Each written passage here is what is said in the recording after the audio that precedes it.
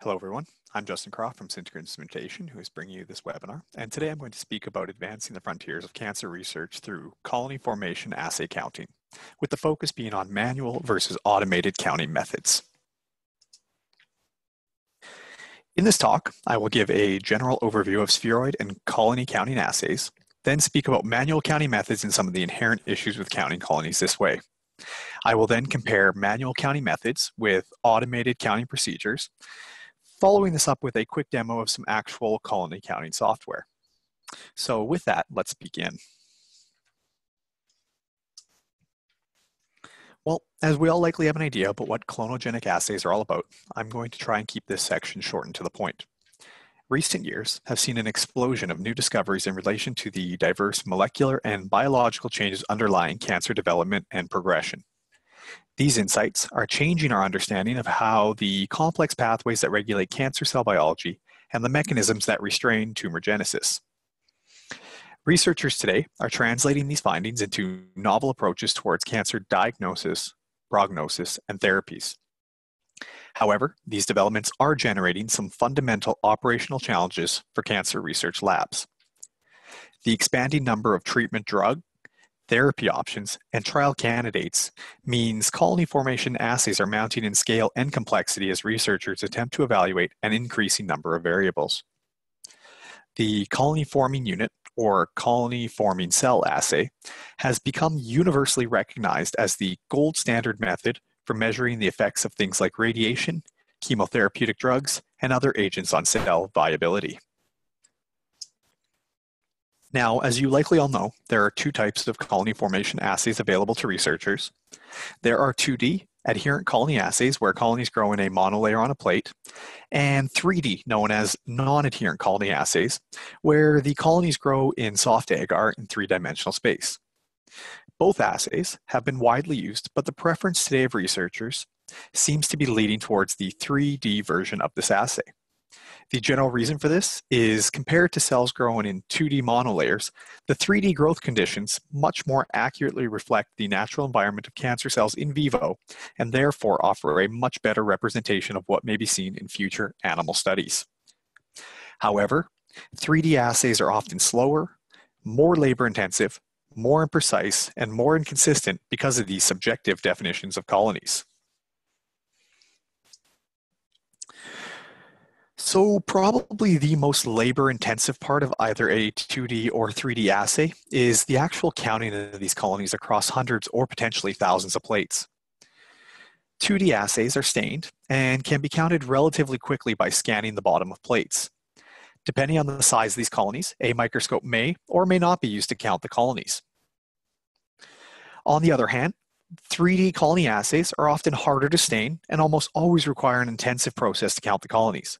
Because they are free-floating spheroids, the diameter of these colonies is much smaller than their 2D counterparts, which spread across a solid plate. For 3D assays, a microscope is always needed to count the colonies, and this is a truly labor-intensive process. As using a microscope not only has the user moving the microscope across the X and Y axis to count the colonies, but they must also adjust the depth or Z axis to ensure that they count all colonies within the 3D matrix. So the manual counting scenario has been challenging enough in the monolayer two-dimensional samples, but in recent years, as I just mentioned, sphere formation in 3D tumor assays, which more realistically simulates the tissue state, have become increasingly popular with cancer biologists. In these three-dimensional cultures, accurate visual recognition of these colonies requires the use of a microscope, making consistent manual counting dramatically more labor-intensive.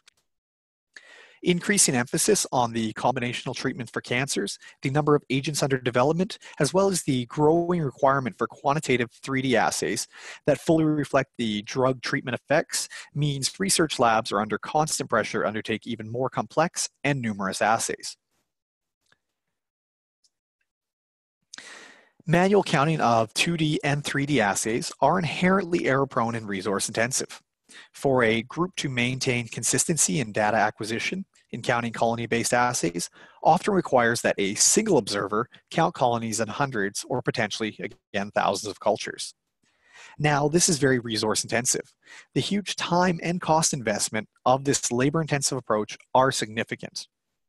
On top of that, the assay itself lacks external standards that do not allow for assay calibration or standardization, making the validation of clonogenic assays quite difficult. Another problem is manual counts have the inherent issue that they cannot provide any additional information beyond the colony counts themselves.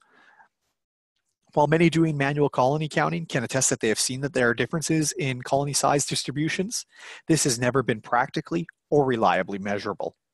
So, what can be done to resolve some of these issues?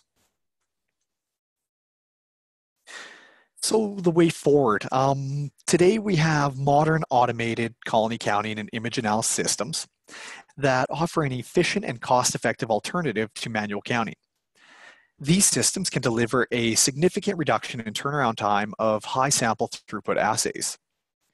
The automated image acquisition and analysis approach to colony counting has been validated and found to provide much higher accuracy and precision compared to manual observer counting, reducing both the intra and inter-observer variation.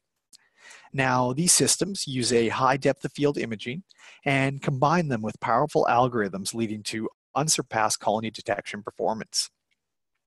This detection includes the resolution of overlapping colonies and differentiation of real colonies from debris or other artifacts. Furthermore, today's intelligent systems enable operators to set defined colony threshold for counts. So, for example, the exclusion of colonies based on size or colony shape related parameters, as well as general object detection sensitivity. What's also nice is automated systems allow for repetitive plate counting of non-adherent colonies without the need to stain cells. By providing a standardized method for automated colony formation analysis, research labs are able to improve the results while reducing the cost of colony counting. This is achieved by increasing throughput, consistency, and accuracy of generated results, all while decreasing workflow demands.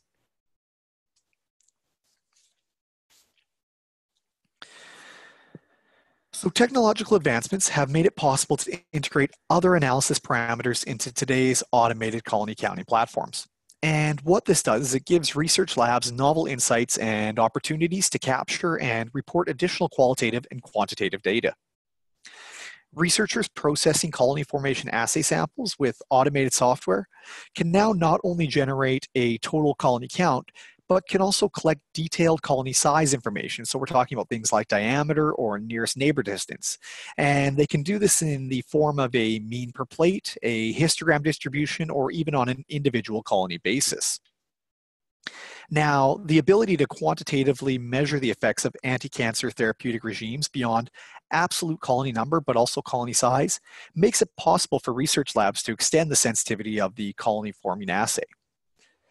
This allows researchers to obtain previously unquantifiable information relating to colony growth dynamics. So moving on to data capture and support. Today's sophisticated imaging systems for automated colony counting deliver unparalleled data capture and export capabilities. These extend from basic colony counts and mean colony statistics to full digital image archiving and colony raw data export. Images of colony plates or dishes can be saved in a general purpose bitmap format for presentation or print output into lab documentation. Or they can be saved as a digital raw image that supports the future processing or reprocessing of samples. Now research labs can visually document findings quickly or submit captured images to multiple research teams or external agents for independent validation, processing, and assessment. This ability to capture, process, and export data on and offline is a cost-effective and fast method of undertaking objective and rigorous double-blind tests, and actually extends the potential to participate in global and large-scale trials or even pursue new collaborative research approaches. So reproducible assays. One huge advantage of automated systems is that the assays can become reproducible under the same settings regardless of whom the user is. Storing and reapplying defined count parameters to maximize counting proportionality and reproducibility enables participation in large-scale or multi-site research. These settings can be stored and reutilized in single studies, reducing the complexity of accurately assessing the effects of drugs or combined therapeutic approaches in respect to both dose and time of exposure using fewer culture plates. Count parameters and settings can also be stored and submitted to other teams or personnel, which enables the parallel validation program or multiplication of treatment assessment trials. So what I'd like to do now is quickly run through an example of what an actual advanced automated colony counter can do. And today what I'm going to show you is the software of the GelCount, an automated colony counter by Oxford Optronics. And just as a preface to me showing you the software, this is a product that we at Synteca do offer, but by no means is the only option for colony counting. So I'm just going to switch over to that software now. Okay. So here is the GelCount software. Effectively, what I'm going to do today is analyze an image that was previously taken by the GelCount's hardware component. And just for reference, the hardware component can image 4 6-well plates of non-adherent colonies in less than 10 minutes. And once the settings are all set up in the software, all the wells can be analyzed in less than 2 minutes. So what we are looking at here is one well of a 6-well plate of 3D non-adherent colonies. And we can click through all the other wells up in this corner here. So there they all are. Further, it's also important to note that I can zoom in with this function here. So again, you can see we zoom in, we zoom out, but I can also zoom in and out with the scroll of my mouse. So moving on to some of the more important aspects. So to process an image, we need to tell the software the area that we want to count. So to do this, we are going to apply what we call a cell mask. So this green circle that we can see around this well is what we would call a cell mask. And the way this works is anything within the circle will be counted, and anything on the outside of the circle will not be counted, simply enough. So with this mask, we also have a few tools. First, we have a mask radius tool, which allows us to make the mask larger or smaller. Secondly, we also have this mask move tool, which allows me to move the mask as the user sees fit. So the other important thing is that once your masks are correctly placed on each one of your wells, the mask can be saved for the specific brand of plate you are using for future studies, which should completely remove this step. So I'm just going to bring up a mask that I actually saved earlier. And as we can see, all these masks are correctly placed on each well. So next, I'm going to use the optimizer tool, which gives us direct access to the fundamental algorithm and colony processing functions. So that's here. And clicking this opens these tabs that we can see here. And today, due to this being a quick demo, I'm just going to use the basic settings to do this analysis. But there is the advanced setting here, which has many other options allowing for further control of the colony counting algorithm. So back to the basic. So just before moving on, I quickly want to explain how these tabs work. The tabs themselves are meant to run in a top to bottom fashion, meaning that any change made to any of the available settings on an individual tab will have a downstream effect on the tabs below it. And really the idea is by optimizing and adjusting the tools and functions provided, one will end up with the sort of decision making by the algorithm that they feel is appropriate for their study. So let's start with the pre-process tab, which we're already in. Now, there's not much to say here, but there is one function I want to mention, which is the measuring tool at the bottom here. When switched on, it allows me to draw a line across any object on screen. So we're going to turn that on, and I'm just going to zoom in a little here, make this easy. So what I'm going to choose is a smaller object on screen, such as this guy here. And you can see I've drawn a line across it. Now, what we can see here is that the line length of this object is about 85 microns. And this is useful because what it does is it allows me to select one of the smaller objects like I just did. Then we can go to the colony detection tab, and we can specify a lower limit of, let's say, approximately 80, which it's already set at. And what this means is that anything below 80 microns will not be counted by the algorithm. Now we can follow the exact same steps we just did for the upper limit as well, but for now we're going to go with the already set 400 microns, sorry. So next I'm going to move on to edge detection at the top here. Now, what the algorithm is looking for here is purely to detect colony edges. So if we back off the sensitivity, so we move it to the left, what we can see is that we may lose many real colonies. On the other hand, if we go too far to the right, we can see that while it's picked up all the colonies, now it is also picking up a variety of artifacts. So for this example, I have seen earlier that 65 works about right. Now, just as a quick FYI, to a large extent, some of the settings that are used, like colony edge detection, do need to be tested in a trial and error fashion with your colonies and treatments to make sure that software is able to detect what you want it to, as to delineate actual colonies from background or any artifacts. So next, I'm moving on to the center of detection right here. And what this tells the algorithm is what to consider the center of a colony and what not to. And this can really help with distinguishing close or overlapping colonies, allowing the algorithm to separate them from one another. So quickly, when the slider is moved to the right, there's more of a chance it will detect the center of a colony. So actually, if we zoom out a little bit, we might be able to see this a little better. So again, I'm just going to slide to 100. So there's more of a chance it's going to detect the center of a colony. As you can see in this area, there's many colonies being picked up. Again, if we slide it too far to the left, we can see that many colonies will be lost. And again, for this example, I found that 65 removes the most false positives and negatives from this example. So next, I'm going to move on to the last tab, which is the fine-tuning tab here. And we're first going to look at the good edge factor. So this can be useful in removing false positives of an artifact. It can also suppress non-specific detection, especially around colony edges where colonies are not quite round. So if we look here, for example, I'm just going to move to the bottom here. What we can see is there is one real colony here. But when the edge detection is low, we can see that the algorithm is picking up many colonies. Now, if we set this to something like 67, what we find is that a lot of those false positives are now gone, but the rest of our colonies are still intact. So last, we have overlap controls right here. And sometimes this is needed and other times it's not. And it can be switched on or off with this button here. When on, one can actually merge overlapping objects. And generally speaking, most users do not want or need this function, but there are some instances where it is needed.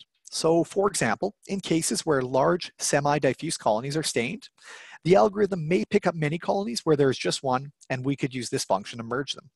For the example at hand, we are going to leave this off and not merge the centers. Now, what's important to note is that once we have worked through the settings that provide the detection rules that we are happy with, we can, in a similar fashion as we did with the masks, save these settings for future use. And I've actually already done this in the save settings here. Now, this is important because when you come back to the gel count in a week or a month later to image your similar colonies, you could just use your previously saved mask and settings, which should allow you to analyze all your plates in no time at all. So now I'm going to click OK at the bottom here. And what it's going to do is it's going to process this well. So there it is. Back out a little here. So each colony that is counted under our parameters will be denoted by a red triangle, as you can see. And this red triangle can be changed to circles or boundaries or dots, if you like, whatever your preference is. For me, I like to go with boundaries. And importantly to note from a data perspective is that all the parameters are displayed in this left column over here. And so we're talking about things like your total counts, and then averages like your diameter, area, density, volume, nearest neighbor distance, with the standard deviations in brackets. So at this stage, we have only processed one well out of our 6. And I just quickly want to show you how fast I can analyze this whole 6-well plate once everything is set up in the system. So just as I did earlier, I'm going to load a pre-saved mask, the same one. Okay. Then I would go to the optimizer and I would go load settings. And here's my settings I saved earlier. So I'm going to load those. So as you can see, those settings are the same as the earlier. I'm going to click OK. And again, we're going to analyze just this one plate. Then what I do is I go recount all, and as you'll see, each one of these circles in the corner here will turn red as the wells are counted. So there we are. You can see each one has been counted. And again, importantly, all of our counts and averages are here as well. So just for reference, if we had 4 6-well plates as opposed to the one that we are counting here, we could easily count them all in under 1 minute. Now, before I move on, there is an option here to create a histogram. And what we can do is we can visualize some of the data parameters like diameter, area, nearest neighbor distance, whatever we choose. And these work very well as preliminary graphs to let you know what's going on well to well. So I'm not going to focus too much time on them here, but I do want to let you know that that function does exist. So next I'm going to move on to another piece of functionality with the gel count, which is the ease of exporting data. So what you would do is you would click save at the end of your counts, which is down here. And what this would allow you to do is easily access and use various pieces of information. So just for simplicity's sake, so I don't have to bring up various files, I'm not going to click this button, but I will show you the type of data that we can generate. So I'm just going to go back to my PowerPoint now. Okay, so moving on to the first one. So first, simply we can save our overall well-to-well data that we saw before. And we're talking about things like our total counts, diameter information, nearest neighbor distance, along with their respective standard deviations.